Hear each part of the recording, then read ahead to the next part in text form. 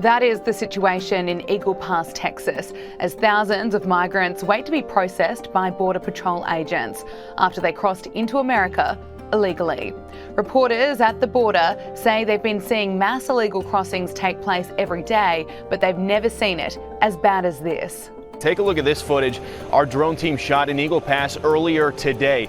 Mass illegal crossing out there. They got buried with thousands of people crossing.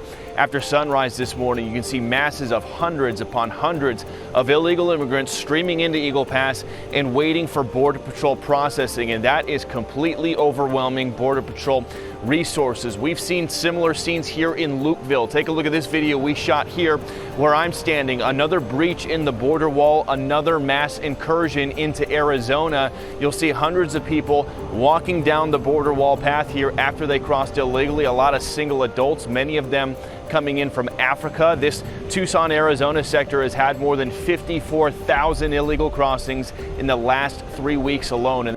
The situation at the southern border is dire, and as you can see in that footage, Eagle Pass is being overwhelmed.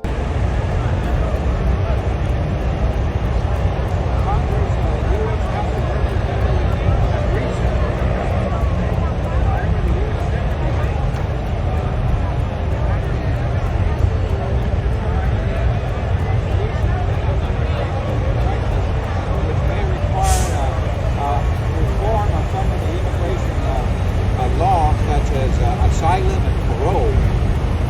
But that is in the background, the Union Pacific Railroad temporarily suspended. On Sunday, US Customs and Border Protection announced the temporary suspension of operations at the International Railway crossing bridges in Eagle Pass and El Paso, Texas, due to the surge in border crossings by migrants through Mexico via freight trains. Texas Governor Greg Abbott has also signed a new law which gives law enforcement officers the power to arrest anyone suspected of entering the country illegally.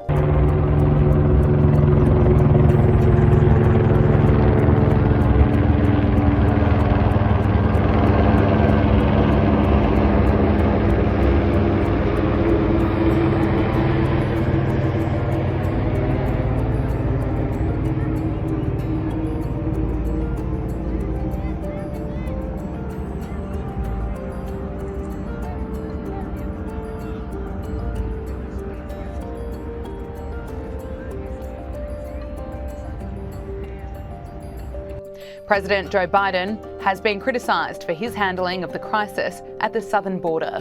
Now to the ongoing border crisis in the US. It's certainly hurting President Joe Biden in the polls. NBC News polling shows the GOP now holds an 18-point lead when it comes to handling immigration. And also there's been recent polls, Josh, showing that Donald Trump is eating into Biden's lead among Latino voters. That would be something that would be concerning the Democrats. And we know a lot of those voters care about this issue. We've seen a few Democrats like Eric Adams speak out about the illegal immigration crisis, but does the Biden White House have any intention to tackle this crisis in any meaningful way in the lead up to the 2024 election?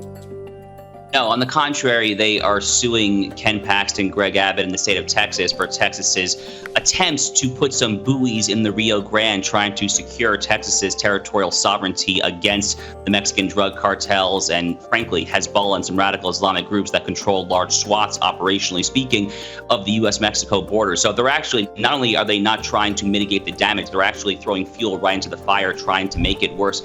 Look, Rita, I think that this is the issue. I think that this right now is the issue that Republicans have to run on right now. By the way, you know, in the 2020 election, when Donald Trump, who was extremely hawkish on the border, obviously, was running for re-election, Republicans made unprecedented gains in very Mexican areas there in the Rio Grande Valley in South Texas. They won multiple counties that were 80-90% Hispanic there. So this notion that if you talk very tough game on the border and you call for reasonable controls, cracking down on asylum fraud, no to amnesty, all these common sense things, the notion that that will cost you Latino, Hispanic votes is frankly an insult and a slap in the face to many commonsensical Latino and Hispanic voters, many of whom come from traditional Catholic families, actually, as the case may be.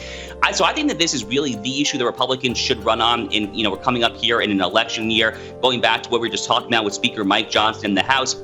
The latest episode of my podcast, shameless plug if I may, the Josh Hammer Show, I actually have a segment on the show where I'm giving unsolicited advice to Speaker Johnson and saying that this is the issue, man. Go all in on this issue. Try to pass as much common sense legislation as you can. It is great politics. It is great policy. Alejandro Mayorkas, the Department of Homeland Security Secretary, is way out of his league. Impeachment articles should have been filed against him many months ago, as Andy Biggs of Arizona and other hard-right congressmen have called for. So I am all in on the immigration issue. I think Joe Biden is a dead man walking when it comes to this issue, and I hope that Republicans take advantage of that opportunity. And finally, Josh, we've got more evidence of this two-tier justice system in America. Two BLM writers charged with burning down a Wendy's restaurant in Atlanta in the summer of 2020, the summer of love.